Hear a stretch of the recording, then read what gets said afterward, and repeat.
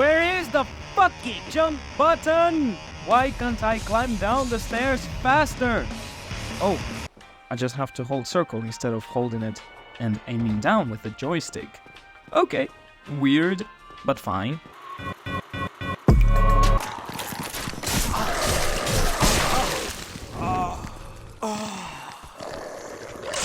Thank you, Dark Souls. Hello, comrades and comradessas.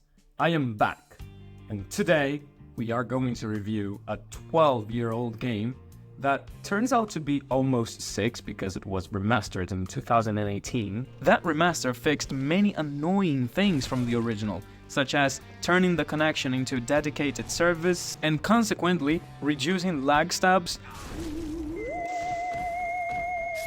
having to donate all 30 souls to Quelana individually. Covenants could not be changed at bonfires, and now you can, but before, you had to go all the way back to the Covenant's leader every single time to change it, and that bonfire next to Vamos. Sweet. I mean, imagine having to go from the first bonfire in the catacombs until that one hidden bonfire in Tomb of the Giants. That is ultimate trolling. So yeah, without further ado, let's get to it.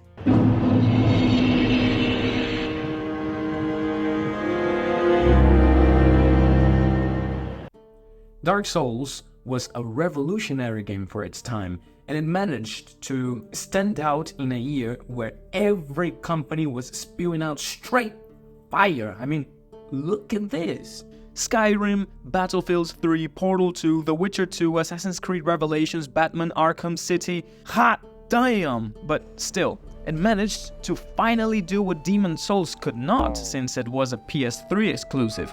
And let's be honest, the PS3 wasn't doing so hot in its war against the 360.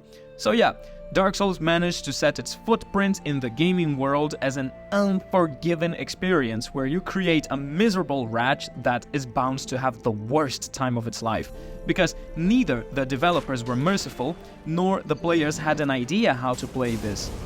Be mindful that the title of this video is How is Dark Souls in 2024? ? So I won't try to put myself in my 2011 shoes experiencing this game at this time. Quite the contrary, I will mention as many outdated and cool things as possible. After all, I am trying to see if its mechanics and boss fights have aged as fine wine or turned into spoiled milk. But the question is, how is it to play it? Well, as I said in my Bloodborne review released in October, I know my stuff around these games since I didn't invest enough points in the shower skill tree, just so I could get those shiny platinums, baby. From my perspective, it is as slow as a snail, but fun as a rabbit. Wait, what? Well, if you have played other Fromsoftware games, it is inevitable to compare them, and to each their own. I for myself am not the biggest fan of the slow nature of the Dark Souls world and prefer Bloodborne's fast-paced combat. To hide behind a shield and go around the enemy fishing for a backstab is not my idea of optimal gameplay. However, that does not ruin the game at all. Surely shield and sword is an quote-unquote easy method to play it, but you can tackle this dangerous world in many ways.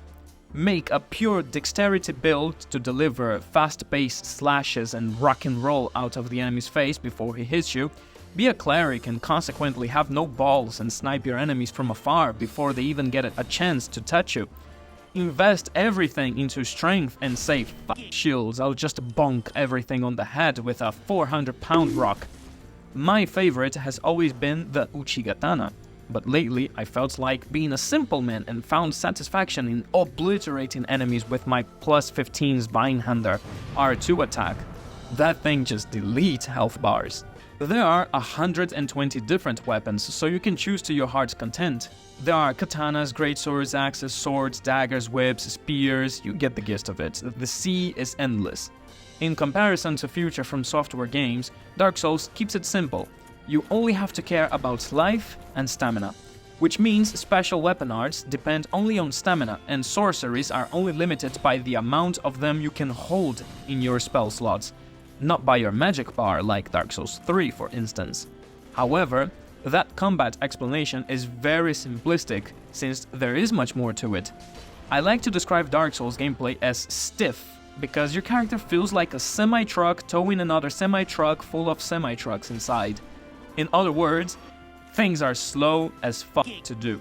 Drinking Estus, it takes days, charging magic, it takes months, getting up after an attack that threw you to the floor, it takes years, which makes you strategize in a very defensive way, like, oh, I must heal because I am about to die, but first I have to evade a long recovery attack or run very far away, otherwise I will get hit healing and consequently waste a flask. The running away tactic doesn't always work. Don't blame me if you die running for 2 minutes just to get a heal. Also, inventory management is more complex than games like Bloodborne, since in this case you don't only care about the drip, but also the weight. It deepens the RPG by far, since nobody would ever wear the leather armor if you could roll just as fast using Havel's armor. But there is also a bad side to it, since I couldn't wear some armor combinations without looking like an obese USA kid rolling. Moving on from outfits, rings play an important role here. There is one to avoid being cursed after death, one that gives you more strength, one to progress a story, one to run faster in mud, and you can only equip 2, so you must sacrifice some perks to obtain others, depending on what you need in certain situations. These 2 features take strategizing to the next level, even when you are outside of the battlefield. One amazing fact about this game is how areas intertwine. You can arrive at New Londo from the Valley of the Drakes or from Firelink Shrine. The Undead Parish can be accessed from Darkwood Garden, or from the Undead Burg, or from the lift shortcut at the Cathedral that leads you back to Firelink Shrine. Amazing design! There is also freedom of choice. The catacombs are at your disposal ever since you arrive at Firelink Shrine, and it is up to you to realize that it is way too unfair for now, since it is one of the last zones of the game, so maybe you should come back later. That freedom expands even more if you choose the Thief class or the Master Key as a gift, since you can open some locked doors that completely break the supposed order of the game. For instance, Quelaag is perhaps the 6th boss of the game, after Asylum Demon, Taurus Demon, Gargoyles, Capra Demon, and Gaping Dragon. With this key, you can go straight to fight Quelaag and skip most of the stinking piece of turd called Blighttown. This connectivity is something I missed a lot in Dark Souls 2, since Fromsoftware got real comfy with the bonfire teleporting and just said, screw connectivity, let's just make everything a branching path. The only place in all of that game that can be accessed from 2 different parts of the map is Lost Bastille, since you can come from the Cardinal Tower or No Man's Wharf. Anyway, let's leave the Dark Souls 2 slander to some other video. I merely mentioned this so we could appreciate the map design in Dark Souls a bit more. Now, let's check the zones one by one and see what they have going on for themselves. Undead Asylum is an iconic tutorial zone that teaches you all the basics of the game. Parrying, blocking with a shield, light attack, strong attack. Oscar? Thanks, bud. If it weren't for you, the Dark Souls universe wouldn't be the same. Literally, he started everything by setting the chosen undead free. Talk about butterfly effect. Aesthetically, this place needs a buff. I get it, jails are not supposed to be flashy or beautiful, but as a massive Bloodborne weenie rider, I simply cannot say this place is fantastic, since Yharnam encapsulates what makes a perfect starting zone. Despite this, it is cool how you can backtrack and come back later to fight the underground demon and get the Titanite slab, even if it's just a repeated boss fight from the tutorial boss. Undead Burg and Undead Parish are some of my favorite zones of the game. The connectivity from here with other levels is pretty nice, and the ambience is quite attractive. There are beautiful sights, such as the spot from which Solaire gazes at the sun, the top of the church where you fight the gargoyles, and there are some pretty annoying but fun enemy combinations. For instance, the boar and the archers, the channeler and the undead mobs, which can be pretty extremely deadly because of the buff. I love doing this, it is so satisfying. And the bridge with the dragon. the hardest thing in the game, since one flight into the air is all it takes for it to burn your ass to a crisp and almost one-shot you. I even put anti-fire armor, and still he could annihilate almost all my health bar in one go. Amazing. The rats and the guys with shields below the bridge are also an annoyance, since space is very limited, which makes it very easy to fall down or hit your weapon against the wall. The deaths is my first disliked area of the game. If you progress through, it's the most common way. Besides the fact that you can find the Pyromancy Senpai there is nothing else going on for it. Sewers levels have always been obnoxiously boring for me, no matter the game. I don't like them. Enemies here are pretty uninspiring, like the only randomly cool enemies there are the chefs, and that's it. After them, you've got dogs, rats, more rats, bigger rats, those liquid blobs that take forever to kill unless you got some fire with you, and oh god, the basilisks. Your first contact with these things. If you are unlucky enough, you get cursed, respawn with half health, and have no way or no idea how to get to a merchant to nullify the curse. Get out of here! God damn it! What the fuck is this bullshit? What the fuck is this bullshit? Luckily, they patched the game so you cannot be cursed more than once and have your health bar looking like a Chinese penis. And, oh damn, I got cursed. You know what that means, half health, whatever. Let me go back and get my souls and... Oh, no, I got cursed again. Good thing that curses don't oh. Yeah, so curses stack in the original version? Luckily for you, I did as much testing as I could, and you can only stack curse 4 times, which means we are operating with 1/16 of the health. All in all, very bland atmosphere / ambience, since you find yourself at the sewers of Lordran, and it is pretty annoying / uninspiring, like with its enemies. Not a good combination, guys. Blighttown is like Mexico in Breaking Bad. Whenever you enter it, the filter appliance is quite noticeable. I don't know what is it with underground levels, but they are not my cup of tea. Actually, I despise them generally. Blighttown takes that annoyance of mine and multiplies it by 1,000, since deadly verticality. Check. Annoying respawning mosquitoes that move around way too much and evade my hits. Check. FromSoft's staple toxic mods that slows you down. Check. Whenever I start a new playthrough, I make sure to be either a thief or have the master key so I can go straight to Quilag and avoid this turd of a level. One last complaint that I have are those dart guys that inflict toxic to you. If you don't have the medicine to cure it, haul ass back to the bonfire because you will die since it consumes your health at Barry Allen speed. Plus, I hate how neither the dart impacts make a sound nor how your character don't react to them. Sometimes I am looking somewhere else in the screen instead of the center and I don't see the toxic meter filling up. Is that my fault for being a bit challenged, or has it happened to someone else? The Great Hollow and Ashen Lake are accessed through Blighttown. Yikes. The tree is kind of meh, since all you do is go down, jumping from tree branch to tree branch, with the risk of falling to your death and having to restart everything again. Basilisks are back, and they are literally the worst possible enemy to be here, since it is common for players to panic roll outside of their cursing gas. And guess what? Your character was close to the edge, so you panic rolled straight to your fall, sucker. Now go back up and start everything again. Be careful with the big shroom guys though. They must be Saitama's relatives because look at that freaking punch damage. When you reach the bottom, you arrive at Ashen Lake, which is one of those few Soulsborne zones with a soundtrack of its own. But the difference between this one and the others is that this area is empty, mate. You got one Hydra and the NPC for the Path of the Dragon's Covenant, and that's it.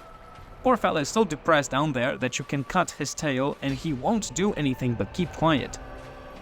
Sen's Fortress might be one of the most troll levels I have seen in a video game. You get shot with arrows by standing on pressure plates, those goddamn giant bowling balls. How many Titanite demons you say are at the bottom? Not 2. LeBron, tell us about that. Not 2, not 3, 4. But 4? Thanks, Chief, but I won't step foot down there. You got mimics, and I count them as an annoyance because if this was your first Souls game, You has no idea there were killer chests. I know I didn't and fell for it.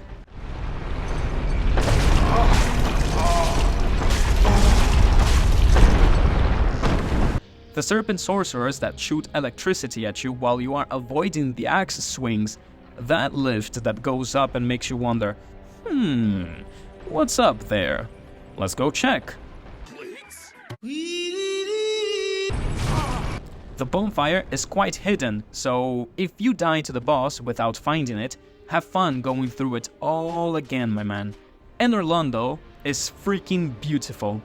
It is such an iconic moment to arrive there and just start checking the whole landscape. It is packed with different NPCs, gargoyles, batwing demons, knights, big knights, Solaire, Sigmire, chests, mimic chests, big chests, a freaking painted world that you can access protected by a type of enemy that only appears here, called the Painted World Protectors. Figures. A cute giant blacksmith, an illusion that you can dispel and show the real night-shrouded Enorlando, which leads us to a secret boss fight against Gwyndolin. I wish killing you here was canon, so you don't get Aldriched 5 years later. There is also a cool and difficult fight with the zone's Firekeeper in case you do the dispel spell thing. One of the best boss fights in the whole franchise. I mean, I can't ask for much more, really. I think one of the reasons why the following Lord Soul zones are subpar is that Enorlando was so packed with content, a beautiful environment, interesting enemies, and so on, that you expect the game to continue being like this, and I'll comment more on that later. Painted World of Ariamis is quite cool. To contrast my hatred for sewer and underground levels, I love snow areas. The shock factor of arriving here is almost similar to Enorlando. To enter the painting and spawn next to a snowy plateau with a huge bridge to cross that gap is eye candy. Also, there is a big variety of enemies here. You got hollows, white rats, the phalanx in the middle of the courtyard, that knight that blocks your path like only an asshole would, an undead dragon, and those crow ladies that later unevolved into the Bloodborne crow. I mean, it must be that, right? They share the same death sound. Alert! The following enemies are worse than malaria. Bone wheel skeletons. They are placed in such a sinful place it is not even funny. If you approach them through the well, you are most likely to die a lot, because those corridors are very tight. Not even a shield will save you if you aggro 2 or more at the same time. And those goddamn toxic hollows. When they die, they release a toxic gas, and if you don't want to be affected by that status, then you must calculate the distance very well so you kill it with the tip of your blade. Otherwise... Darkroot Garden and Darkroot Basin are two zones of the same biome that, when put together, they are very extensive. I like how the enemies are camouflaged with the backgrounds to give you a spook if you are not paying much attention. The atmosphere is really nice. It is dark, quiet, but through this darkness you can find a lot of vegetation that serve as a source of light and beauty. Every time I go there, I make sure to join the Cat Covenant, so those damned NPCs don't attack me whenever I pass by. There is one very annoying thing to this level that I want to mention. The Hydra needs to be killed to access the DLC. And that wouldn't be such a problem if our character knew how to goddamn swim. Are you telling me that at this point, the water barely covers my feet, but if I walk one step forward, I fucking die from a 10,000 feet drop? Get the hell out of here. It is not even seeable really, depending on the brightness of your game and TV. Even if you look at the water, you won't see a difference between terrain and non-terrain. I don't know what is up with the zones after you acquire the Lord Vassal, but none of them really make me say, wow, that is really cool. Instead, in subsequent playthroughs, they are my, oh my god, now I have to go through that again kind of level. Actually, I do know. They were rushed because of time constraints while developing the game. I don't know the details, if investors were pressuring them or what, but it is a fact. The company has stated that some areas like Demon Ruins, Lost Isolith, and Tomb of the Giants needed more time. Unfortunately, they did not have it though. Even Miyazaki said that the Duke's archives didn't turn out to be what he had in mind. Again, I am not shitting on them like saying they are excruciatingly bad, thus they ruined the game. Nah, far from that. But they are indeed a chore. Let's start with New Londo ruins. To fight the ghosts, you need either to be cursed, have a cursed weapon, or consume a limited consumable called Transient Curse. Enemies that require something specific to be fought have never been of my liking, but to be fair, those are 3 different ways to fight them, so I'll let it slide. The thing is, they are really annoying. For starters, you cannot deal damage to them without one of those 3 because supposedly your blade goes right through them. So why can't they block my path? If my blade cannot touch them, why can I? Secondly, sometimes they attack you through walls or the floor. And you can't even fight back because their model is literally inside of concrete. But since they can stretch their arms like your grandma when she wants a hug, then it's all good for them. It is pretty hard to reach the NPC who gives you the key without killing a single one of them. I tried it many times, but they just kept dropping me off the stairs, and that is game over because the space there is very cramped, so you have no room to evade their hits and run away. After you drain the water and go down, we are greeted by a more interesting type of enemy, the Dark Wraith Knights. Pretty badass, might I add. No, I am not an edgy emo, thank you. There are also 1 or 2 big black round turds that spawns explosive skulls, but nah man, next commentary please. All in all, pretty lackluster zone. I like the lore where the darkness consumes this harmonic and beautiful land and the people were left with no choice but to flood it to contain the darkness there, but the environment and the enemies are not for me. The creepy factor might be cool for the first time going through it, but looking back at it, I dread at the thought of going through that zone again. The Duke's Archives. You can't just pull that asshole move of making me enter an unbeatable boss fight which will 100% curse me and expect me to forgive you Fromsoftware.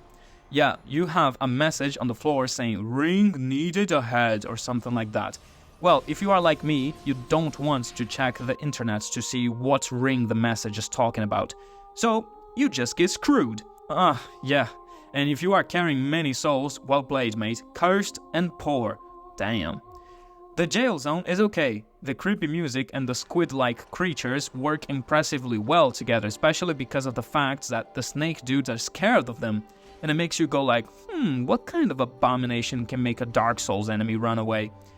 If you are thorough enough, you discover that these creatures are called Picasas, and they are a result of Seath's experiments with different organisms, especially those 2 at the end who are passive. They were undead that tried the same path as you, but ultimately failed. If you get close enough, you can hear them cry.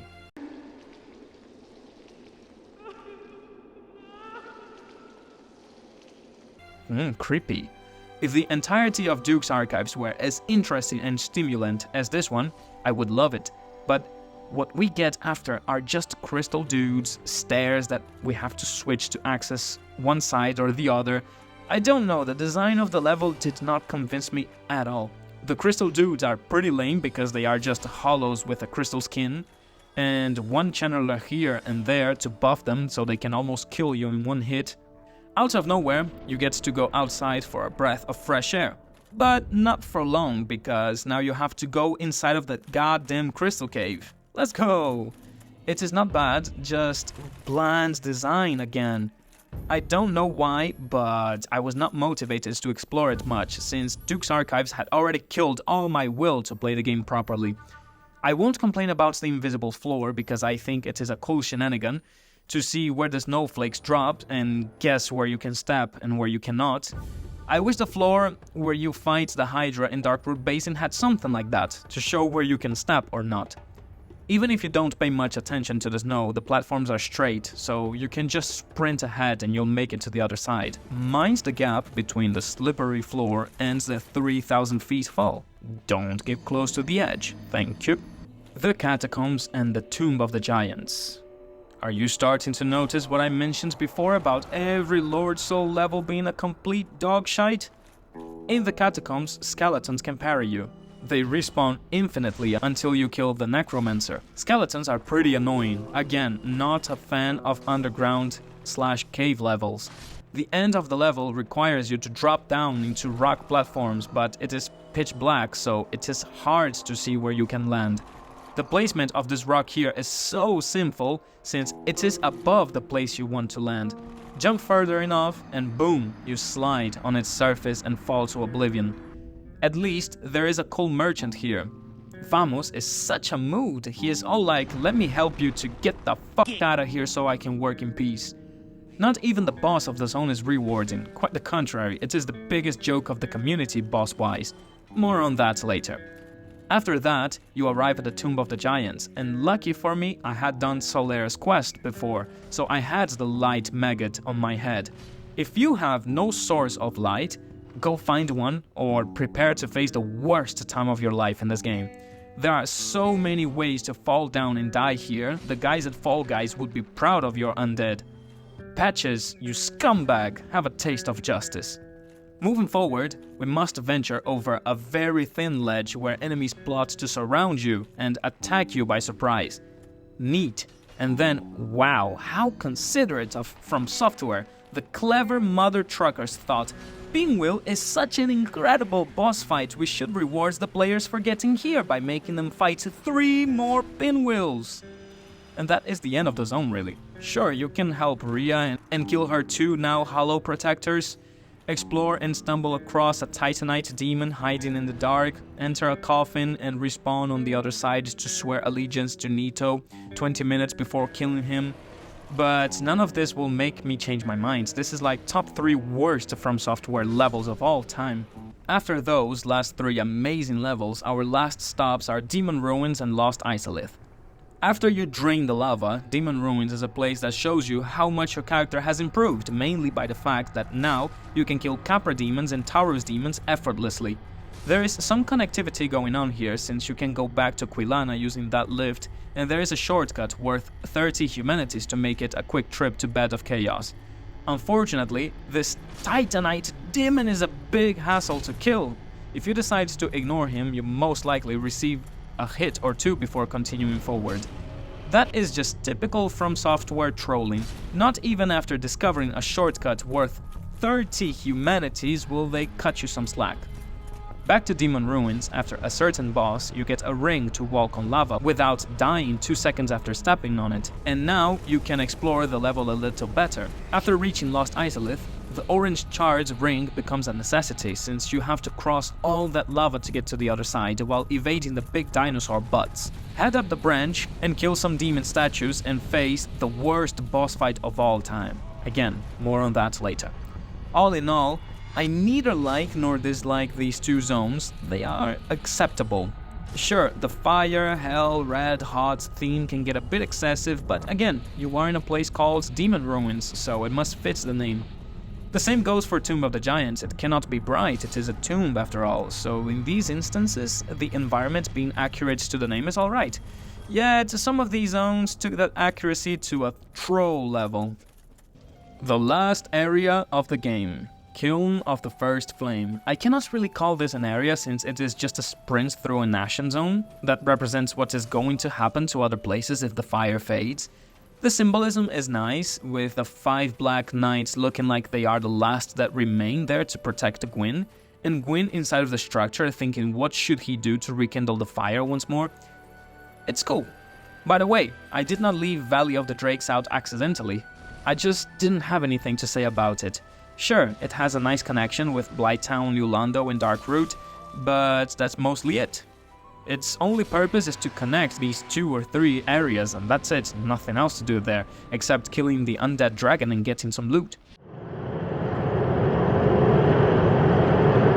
A Souls game is not a real Souls game if it doesn't have a mix of amazingly excellent crafted boss fights and others that seems like the developers were writing the script of the fight while they were in a portable toilet in a construction site with no toilet paper, so they had to clean their asses with their own hands and then proceed to type the script of the boss fight with tainted hands. Yes, some are that bad. I'll leave a green thumbs up over the lower right corner if I liked it, or at least did not dislike it. And a red thumbs down if I think that it has 0 or even negative fun factor. The Asylum Demon is a tutorial boss. The timing for the rolls is pretty forgiving. He dies very easily with fire bombs if you ever choose them as a starting gift. If not, just drop down from above and delete half of his health. Asylum Demon 2.0, quote-unquote straight demon, a reskin of the tutorial boss. It has much more health, but for some reason less moves? Check the background gameplay and tell me, why is this SOB doing the same thing over and over and over again? At least he drops a Titanite slab for the inconvenience of fighting him. The Taurus Demon is the same as the tutorial boss. Climb the stairs and drop on his head with all your undead mice. Delete half his health and voila, he's done. Capra Demon is a boss that becomes a common mob towards the end of the game. The space is tight and there are 2 dogs with him, one of the most annoying enemies in the game, even more so for heavy strength builds like mine. Kill the dogs and then take advantage of yet another plunge attack spot to deal heavy damage. If you can kill the dogs, you got this in the bag. The Bell Gargoyles is a cool fight. The one to introduce the cut my tail to receive a weapon mechanic. Although it is one of the most uninspiring weapons in the whole game. I appreciate the effort though. The views from the arena are awesome. The gang fight is done correctly, since the second to appear acts more like an area control gargoyle since it spits fire most of the time, unless you get too close. And you can kill the first one before it appears without having to be overleveled. I suppose they will never mess up a gargoyle fight in the future in other upcoming games, am I right? Oh, they messed it up. Huh? Okay then, let's move on. The Gaping Dragon is not bad. The design of this freaking monstrosity appears to save the day. I really love how gruesome it is and how harmless it appears to be during the first seconds of the cutscene. The arena is pretty shitty and dark again. What else do you expect from sewers, right? Just ban them from games unless their length is like 10 to 15 minutes. Moreover, his moveset is not something that makes the fight very enjoyable either. He moves around, which can damage you if you don't get out of his path, spits acid, swipes the floor with his hand, tries to eat you with that big Jinpachi belly mouth, and jumps very high to land on you. Very original, right? Take advantage of the big pauses in between moves to wreck him. Putting that channeler up there was a dirty move, man. If you don't kill it first, it will buff the boss and shoot magic arrows from up there. So yeah. Die, go there, and stick that trident inside of his sorcerer's anus. The Chaos Witch Quelaag. I'll resist the urge of making boobs jokes for this one. They are way too exploited already in the Dark Souls universe. I swear, if I see one more message related to tits or finger butthole, I'll kill someone. Alright, she is quite nice. I like the manage the boss area shenanigans since you have to play carefully so she doesn't corner you against a wall with lava. The boss design is also pretty nice. I mean, who would have thought a woman and a spider hybrid would make grown-ass men get bricked back then in 2011? Her attacks are pretty dodgeable, the 3-hit sword combo especially. Dodge anywhere or even walk to the side and she'll miss, just don't dodge back in the last hit. The only gripe I have with her is that she is the first boss fight to have a what I call "fuck you, get off me" attack, which is that telegraphed explosion, signaled by how she lays down on top of the spider's head. I hate it because it is such a cheap way to prolong the boss fight and kill its pace. Oh, the boss is charging for something, now I have to make as much distance as I can so I don't instantly die. Nice. The worst is that this trend has been passed to so many FromSoft bosses such as Old Demon King, Dark Beast Pearl, Erdtree avatars. Actually, many Elden Ring bosses have one. It is disgusting, especially for slow strength builds. I noticed it in this Dark Souls playthrough. I decided to punish her with a charge R2 attack that deals tons of damage, but takes 5 business days to land and recover from it. And she decided to charge the explosion while I'm at it, right? Rest in fucking peace, lad. Her case is even worse because you can get stuck in the damn spider legs trying to run away. So, summarizing, I liked the boss fight, but what I don't like is the trends that this attack paved way to. Because after her, in other FromSoft deliveries, it created like a trend for so many bosses to have similar movesets because all of them include this explosion attack, and thus it generates a lack of identities. Iron Golem. We are almost through mid-game, but I swear this fight feels like I just started playing it. It is so easy. He's quite tanky, but his moves are so telegraphed and his legs are so wide open that you only have to go through them to avoid his attacks. Attack them long enough and he'll eventually drop and fall down off the bridge without even emptying his health bar. In my case, he spent most of the fight stunned as if he was seasick or something, I don't know. Dragon Slayer Ornstein and Executioner Smoke. Man oh man, Fatty and Tiny put on a duo to create one of the best of FromSoft's boss fights ever. The intro, magnificent. Both pose together to make a scary presentation. Their fighting styles really synergize with each other. Ornstein is fast, he dashes to your location in a second, so always have the camera focused on him. Smoke is always trying to catch up, but since he is slow as fuck, he gets frustrated and starts destroying all the pillars of the room. For me, it has always been easier to kill Ornstein first, since he is always the one closer to you. When Smoke starts to get closer, just run away until he is far away. Ornstein will catch up and Smoke will be on the other side of the room. This is the first FromSoft boss fight to have a real second phase cutscene, and I mean real because I am excluding Dragon God out of this list. That was a puzzle, not a boss fight, goddammit. Ornstein was the leader of Queen's elite knights, so his combat style is smooth. His spear use is immaculate. Smoke, on the other hand, was an executioner. Maybe he had arms training, but he didn't bother to show it here because he just bonks everything without control with his 800-pound hammer. The cutscenes that transition phase 1 to phase 2 can change depending on who you kill first. If you kill Smoke, Ornstein will absorb Smoke's energy gently by putting his hand on his fallen friend as an attempt to avenge him. If you kill Ornstein first, Smoke will literally destroy Ornstein's body to absorb his energy, without a single ounce of remorse. Man was still butthurt because he could not enter the Royal Guard. That is why this boss fight is so loved. Not only is it fun to play against this duo, but also the scenario is likable. A very tidy, destructible room with big rays of fake sunlight coming in through the windows. And most importantly, it easily shows each fighter's personalities through their actions and fighting styles. This won't save you from having to read the lore from objects to understand their whole backgrounds though. Also, their soundtrack, which you've been hearing in the background, is freaking awesome. To face Dark Sun Gwendolyn, first you must kill Chest Lady, and then remove the sun spell out of Anor Londo.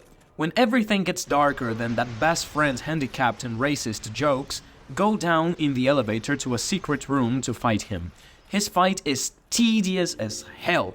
Sure, I like the illusion trick with an unending corridor, but something I really despise is to have to chase a boss around the arena. And to top that, he shoots 3 types of projectiles from far away, so you have to avoid them while you run towards him. I really can't stand it. Crossbreed Priscilla is pretty boring, to be honest. We are talking about a character who was politely asked to be banished to a different dimension because her weapon threatened the very gods. And FromSoftware geniuses came up with a gal that can turn invisible. Are you serious? By the way, if you have killed her, you are either a monster or a completionist. I am one of the latter, unfortunately. I don't know if she is completely delusional or lying when she says that the inhabitants of this land are kind, because I saw no kind lady crows, or undead dragons, or bone-fucking skeletons. At any rate, her fight sucks, because there is no action. It is just you looking at the floor to know where she is by her steps and attack her. That is, unless the scythe hits you first, which is what happens to me 80% of the time. Trying to cut her tail without a strength build is hell, because she doesn't have much HP either. So be mindful of where you land your hits, or you'll have to start a new playthrough to get her dagger. I won't cry. I won't cry. Guys, can you stop cutting Sigmayers, please? I'm trying to work here. I must be honest, This fight with Sif is hard carried by the fact that you are fighting a giant doggo who can wield a great sword. That is badass. Together with its emotional weight, if you have followed the story related to Artorias in the Abyss so far. If you don't know it, I won't explain it here. Not to be avoiding spoilers, but because I think you would need to watch a video specifically aimed at telling their story, not a review like mine. Gameplay-wise, it is not very interesting, because you can just get in between his legs and start slashing and his moves will barely ever hit you. I still love it though. I'm just saying, it isn't a challenge at all, and it always feels like a breeze no matter the build I have brought to fight him. Moonlight Butterfly is literally one of the most boring fights Fromsoftware has ever put together. If you have a ranged build, it is okay I guess, but with a melee build, it is just a waiting game. You move around this tight corridor at the top of a big wall, so your options are basically limited to a 2D fighting game. There is no depth of field to walk to. But no matter, because her ranged attacks don't do much damage, and even if they did, just equip a shield to block them and suffer minimal damage. Wait years for her to land so you can get some hits in and move out before she explodes. Repeat the same process over and over until she dies. It sucks a lot. The 4 kings were consumed by the Abyss and turned evil. I don't care.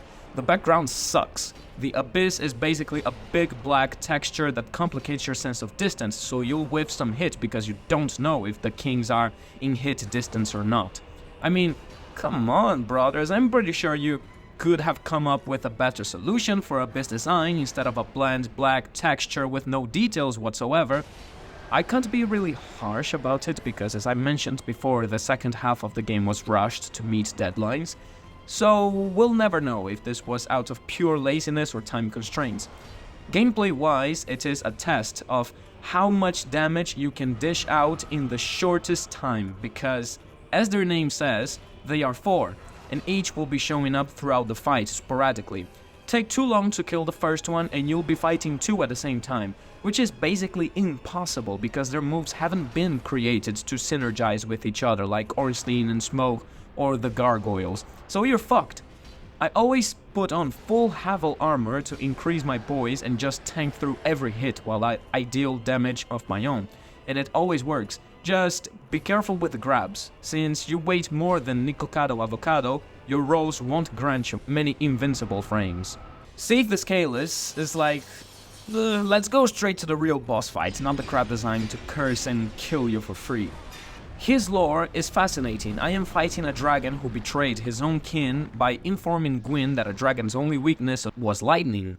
He was born an albino dragon, which means he had no scales, and thus he went mad pursuing a way to find the scales, which was the only thing that gave dragons immortality. Or barely.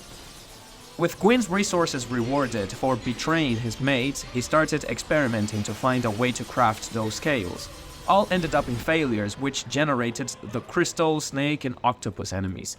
He retired from trying to craft scales and stole the dragon's crystal, the one you destroy in the back of the stage, which gave him immortality by turning him into an undead. The lore is fucking great, however, his boss fight, not so much. Stay for a short period of time inside of the crystal that covered the floor, boom, you are instantly dead and cursed, which means your health is reduced permanently unless you consume a purging stone. To be fair, the odds of this happening are not very high, but what's more, his tail attacks are pretty inconsistent. Sometimes they combo you to death, sometimes they don't. The timing to avoid them is very strict, so you better run away instead of trying to dodge them, and his AI is programmed to do it consecutively sometimes. There was a moment where I had to keep waiting and waiting away from him because he decided to do it 4 times in a row. And don't even get me started with my rant on obtaining the Moonlight Sword. Whenever this bastard is not swinging his tail around, he has it clipping through a wall, and he likes to face you to attack you, so you can spend months doing laps around him, chasing his tail, but you will never reach it. I hate it so much, it's probably one of the most frustrating parts of the game if you are a completionist or a Moonlight lover. Boss? Nito is not much of a real man himself, so he brings little skellies that are rewarded with painful death over and over again for defending him. Seriously, they won't die unless you bring a divine weapon to the fight and kill them with her. If you don't have one, the fight can be quite annoying, but still passable. His attacks are not hard to evade, and if you stay close to the initial area where you fall, and you receive a lot of fall damage, you'll only trigger 3 skeletons to fight you. He is another boss to have a get-off-me explosive attack. Hooray! Despite this, it is not a bad fight. Not great, but not bad either. Honestly, how much do you have to hate a boss to name it Ceaseless Discharge? That is like naming your child Dick, and I don't support this kind of psychological bullying. Not only his name represents failure, but his whole life was of hardship. He was born with burns caused by the lava. Thus, he received the ring we used to walk on lava, so it didn't hurt his body. But he dropped it, which created the centipede demon. Talk about being worthless. If you aggro him by taking one of his sister's garments, just walk all the way back to the fog gate and he will jump to try to catch you, but won't make it. After that, he will stay staggered for eternity until you hit him a few times and he will fall down and die. I'm sorry, but the emotional weight in this case is not enough to carry this boss fight to a green thumbs up. I know you can fight him legit, but just the mere fact that this opportunity exists completely sucks. Just call it a tutorial boss 3.0 or asylum demon but made of fire, because that is literally what he is. I won't waste time with reskins. Next. Not bad, honestly. The pressure is on. Like, this thing won't stop chasing you around and throwing its large centipede arm for 10 kilometers until it reaches you. Nah, I'm joking, but he indeed has a long-ass range with that bunch. First thing you have to do is to find a suitable place to fight him, because lava can kill you in 2 seconds without the ring. After finding a nice patch of land, try to cut his long arm and get the ring. If you die, equip it, and now you won't have to worry much about lava. Although, I like to fight him without the ring, because that is where the emotion of the fight comes from. If you get grabbed, start mashing the upper triggers like you would smash my subscribe button if I actually created quality content. I'll be totally non-original for this one, but I mean, is there any other way? This boss fight has 0 redeeming qualities besides the fact that when you die, your progress is saved in future attempts. Fuck me sideways if I had to redo everything every time I died. I would probably never finish this game. Whoever suggested doing platforming in a game that has no actual jump button, where the character rolls forwards like a dumb fuck every time he lands from a great height, where you slide off surfaces, that person needs to be fired and put in a medieval torture machine, because fucking hell, this is ridiculous. I won't even push it further because I'm positive that you've already heard enough Bed of Chaos slander for a total of 2 lifetimes worth of time. The man, the goat, the pling pling plon, the Boy Scout who could not get the Distinguished Service badge because he forgot how to light a fire. Bro, just hit 2 rocks against each other and that's that. No, seriously, his fight is nice, however, it is not incredible material. In all of Soulsborne, especially Dark Souls, there is always that theme of back then this character was really strong, but then he lost an arm, he lost a leg, she lost an arm and a leg. You know, the decaying of things is an always present theme. However, I don't see Gwyn's lack of energy as an excuse to limit gameplay and fun factor. Let's try to be objective here. I know that Dark Souls is a classic and Gwyn is an iconic figure. I am not saying his lore, design, soundtrack, or what he represents is bad.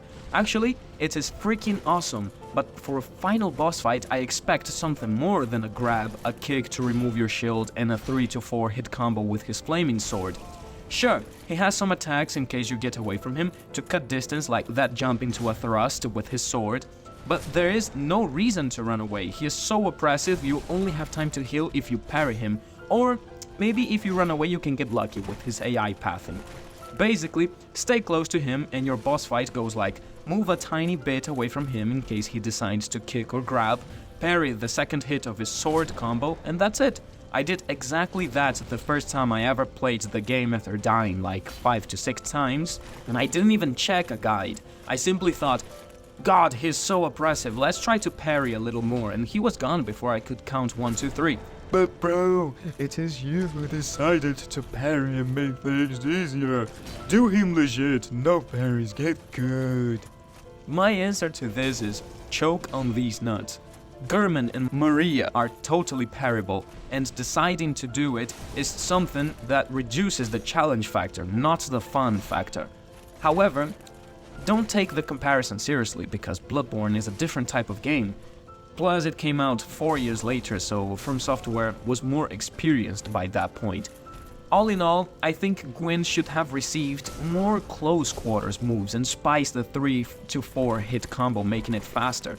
I am quite sure he can already cancel the combo and just do the first hit, but it is quite noticeable if he's going to continue or not. If it had been done faster, players who parry instinctively and not by reaction would get caught parrying nothing after the first attack and be open to damage.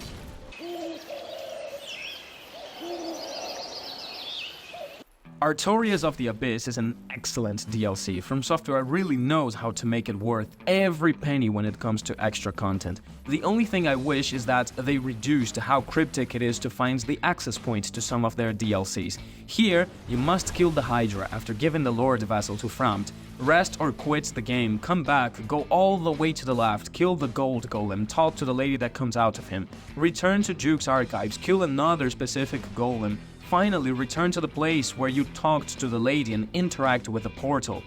This is not on some Black Ops Zombies Easter egg type of impossible shit, but come on, I hate looking up for guides to progress and I had to do it.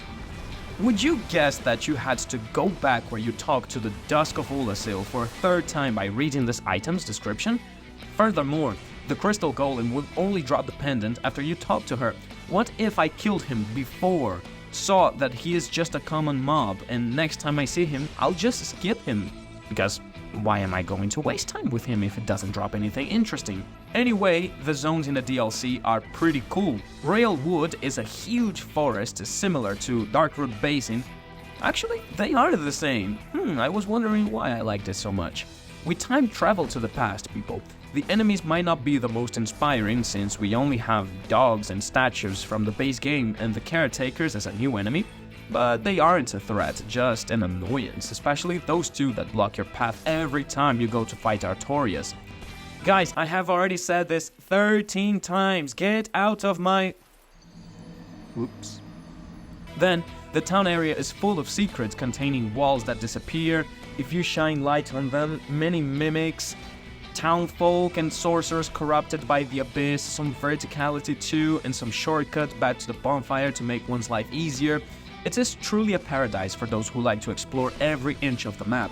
If you stop to think about it, from the very first bonfire after Artorias, we are descending. Our way is always going down and downwards. The marks of corruption by the abyss are more noticeable.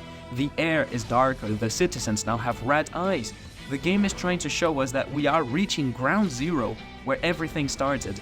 We could even see some hints of corruption back in Ulasil Royal Woods, but they were still out of the frying pan there. These guys right here, they've already been turned into charcoal. After killing the Dungeon Guardian and consequently reducing lag stabs,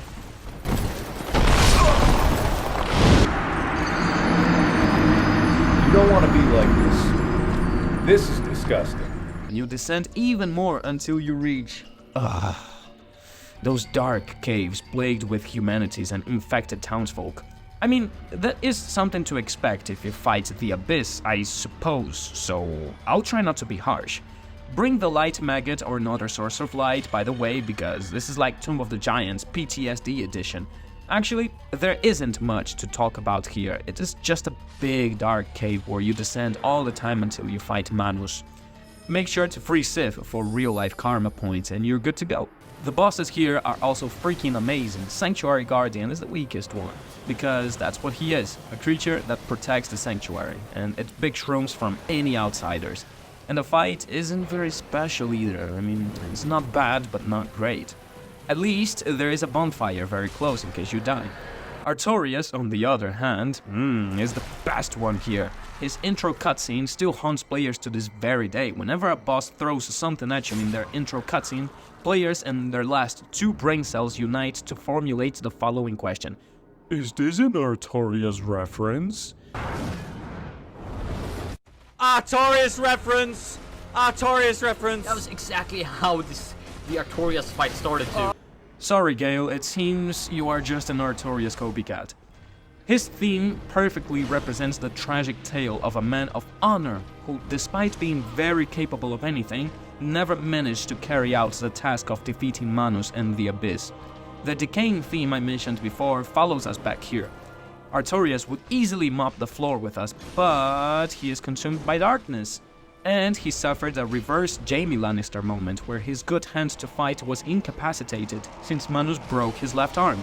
So now he has to fight us with his offhand, or off arm. His fight is quite interesting because it is not flashy. Sure, he is acrobatic, but that's it. Yet, his fight is very fun. He pressures us like crazy. That attack you're seeing now is very deceiving. He can do it 1 or 2 or 3 times, decides to attack him before he finishes doing it, and you'll receive a world of damage. His pressure is crazy, like I said. There is really never a good time to heal. Maybe when he starts to retreat to buff himself. In my case, I had time to heal because I could cancel his buff with just 1 heavy attack. No idea about you dexterity pussies though. All in all, very solid boss fight. The lore, the track, and the gameplay are on par. I hate when you have to bring a specific object to have the upper hand to a boss fight. For instance, Mog's fight would be a 10 out of 10 from me, but for obvious reasons you need one small thing to survive his nihil attack. So it drops to a 3.7 out of 10. Nah, I'm just kidding. It still is a 9 out of 10 from me. Very solid fight, but I hate that object shenanigan. In Manus' case, the object is not 100% mandatory because you can still get good RNG where he doesn't spam dark spells, but if it happens, be prepared to die. If you don't have the silver pendant. What's more, the pendant is hidden in a chest behind an illusory wall that disappears when you shine light on it, and that wall is located out of the main path, so good luck finding it on your own, or even finding out that this item exists. Leaving this aside, this fight is nice, with capital N. Maybe he is way too agile for a creature with his size, while my small undead boy maneuvers his body like a dumb fuck, but it's all good. His moves are menacing, they require some precise timing, exceptionally those that are delayed. I never managed to avoid that jump completely. It was very satisfying to kill him, considering the many times I died to this 5-hit combo where if he connects one part of the string, that's it, you'll have to eat all of the following hits. That's some Soul of Cinder type of shit if I have ever seen one. Make sure you summon Sif to avenge his master. I know I couldn't because I ran out of humanity before defeating Manus. I'm sorry Sif, maybe next playthrough? Finally, Calamite is also a very fun boss fight. I love the variety in his moveset. How he applies the Eye of Sauron so you suffer more damage. How he flies, charges, and attacks with his tail, throws fire.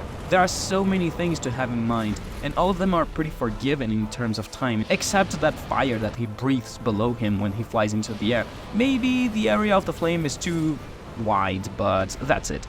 The anticipation to the boss fight is something I haven't seen much either. Sure, Artorias was mentioned everywhere, even in the DLC's name, so you knew you were going to find him. On the other hand, Calamite first appears here, on the bridge, then is mentioned by the giant, then you have to die to the dragon in his stage to come back to the giant, witness an incredible badass moment, a literally blind creature shooting a dragon out of the air, and go back to the area to fight him. It truly signifies how much of a threat he is. Does anyone know if there is some utility to that ring, or is it just a big fuck you from the developers? Or maybe it has been created for those people who don't touch much grass as an extra difficulty.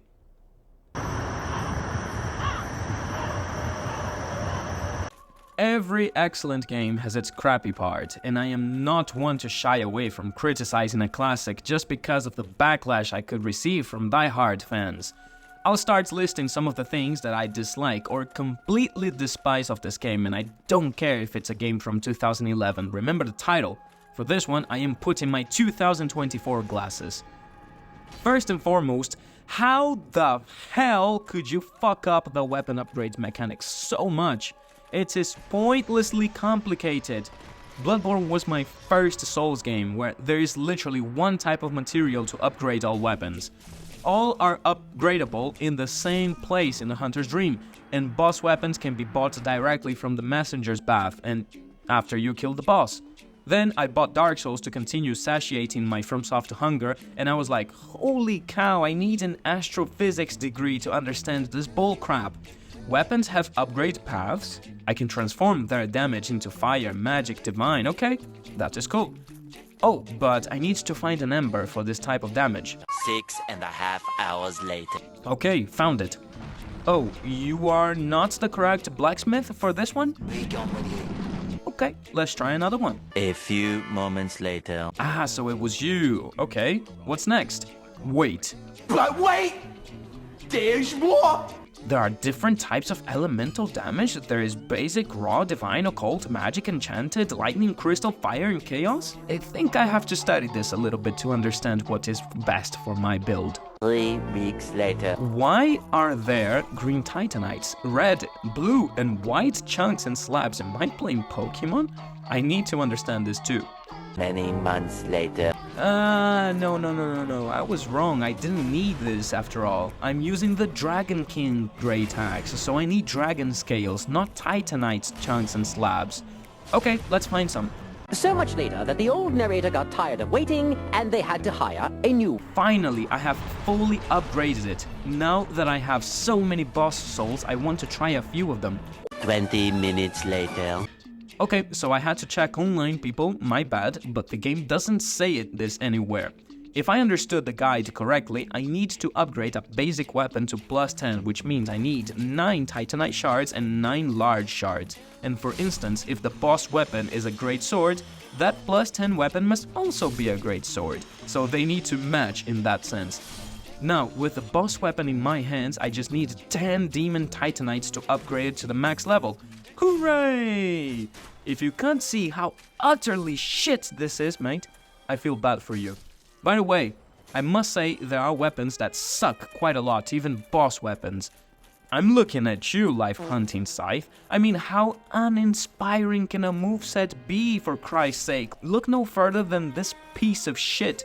Imagine going through all that trouble to get a boss weapon that only has like 3 moves, and on top of that it inflicts hemorrhage to its user. Truly a work of wonder. Dark Souls 1 had no teleporting between bonfires until you beat Ornstein in Smoke and talked to Chest Lady. How long can that be? Like 20 hours, best case scenario? So yeah, what are the odds of you ending up in places like Ashen Lake or Tomb of the Giant before getting the Lord Vessel? Imagine having to get all the way out of the last Tomb of the Giant's bonfire, that one close to Patches, back to Firelink Shrine, manually. This one's not so probable because maybe... I think your dumbass would realize your character is a bit underleveled for that zone. But what about Ashen Lake? Imagine you kill Quelaag and you stumble across the Great Hollow. Your next stop is Sen's Fortress, but you decide to explore until you stumble across the Dragon Covenant leader. Well, mate, if you have no homeward bones or a miracle to come back to a bonfire like I did once, good luck going all the way from there to Sen's Fortress on your own 2 feet. Especially the part where you have to ascend through the Great Tree.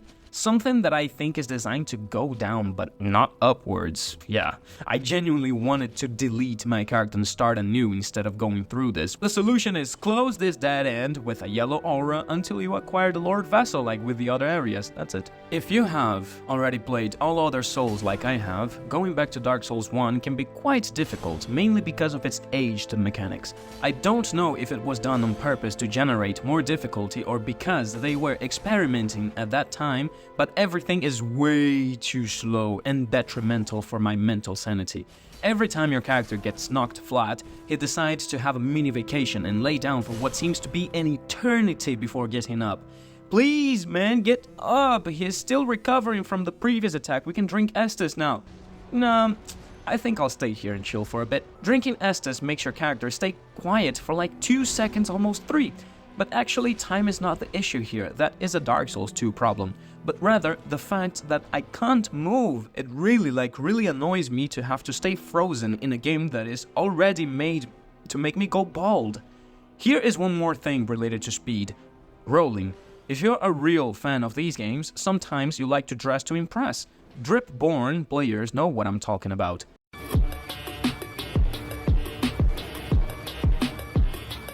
The thing is, Most of the light armor in this game freaking sucks, and the best ones, visually speaking, are medium weight. But yeah, good luck finding a combination between medium armor and a weapon that does not slow down your rolling. Of course, for this playthrough I was using as Vinehunter, so I won't complain about being heavy. But the same thing happened in others where I ran a dexterity build with Enuchi Katana, for instance. What kind of samurai am I if I move around like a freaking tank? Enter Havel's Ring. So now I already have my 2 slots occupied for eternity because the other one is reserved for Ring of Favor, which is literally the best in the game, and if you remove it, it breaks, so it's not an option. Conclusion: make light armor more visually appealing, or give another handicap to medium weight armor instead of a slower roll so I can look like a badass without Havel's Ring. Last but not least, something very noticeable after 13 years is the AI. Bosses tend to respond correctly, choosing moves depending on the distance between you and them. Gwyn tries to kick you if you have your shield up. Yeah, in those instances it was pretty advanced, but some of the fights are broken in a sense that it is so easy to evade attacks that sometimes you don't even have to roll. Sif can't do anything if you go under him, so he's forced to jump away after suffering heavy damage. Quilak is completely steppable during her 3-hit combo. The Stray Demon reskins are so repetitive choosing their next move, if you stay glued to their butt, they will either do the area explosion or jump and land on their ass. That is it. And both moves require the same answer: create a little distance between you and him and go back to smash his rear. That is kind of sus of me, sorry. Moreover, you can have Seath doing loops, looking to face you for so long. If this game was more realistic, he would get dizzy. And Gwyn, I've already mentioned it, but it is so easy to parry him, it's ridiculous. If I were one of the developers and playtested this thing, I'd think, see this 3 to 4 hit combo where the second hit is so easily parryable? Let's make the RNG for this one very low, so Gwyn doesn't spam it. But nah, it is quite the contrary. 70% of the time that is exactly what he'll do while facing you, so just block the first hit and parry the second. It is ridiculous. To some extent, it is fortunate that this game does not have omnidirectional rolling, otherwise some bosses would be even more abusable. Oh yeah, just a quick reminder, you cannot respec your attributes in this game, so you better invest your points wisely because you won't be able to relocate them like you can in Dark Souls 3 and Elden Ring. You put a lot of points in intelligence but decided that you want to be a katana boy? Well, too bad, sucker. Start a new character. All in all, Dark Souls 1 has not aged as well as some players say. Like, don't get me wrong, it is incredibly fun and I would 100% recommend it to any player who's looking to continue their Fromsoftware adventure or even start a new one with their first Souls game. However, if you have already played them all, some mechanics can be quite frustrating despite how revolutionary it was at the time. I mean, you have to give props to them for small details like being able to two-hand a weapon that you could not with one hand and give you the chance to experiment its moveset so you can see if it looks cool or not. Or when you hit a weapon against a wall and it doesn't complete the move, which is frustrating but it's realistic. What's more, Dark Souls not aging well in some aspects is a good sign because it means Fromsoftware is getting rid of all things that could potentially ruin gameplay. I for one haven't had any of the previous issues while playing Elden Ring, although I must say, that game has some other issues that I'll definitely mention in an Elden Ring revisited video within a few years. My final take is it is totally worth every penny and second of the time you invest playing it, even after playing other games like Sekiro and Bloodborne, whose combat styles are frenetic and adrenaline-inducing. Thank you comrades for watching my video, and see you in the next one. Make sure to subscribe if you enjoyed the content. There are more FromSoft reviews coming in the near future, that's for sure.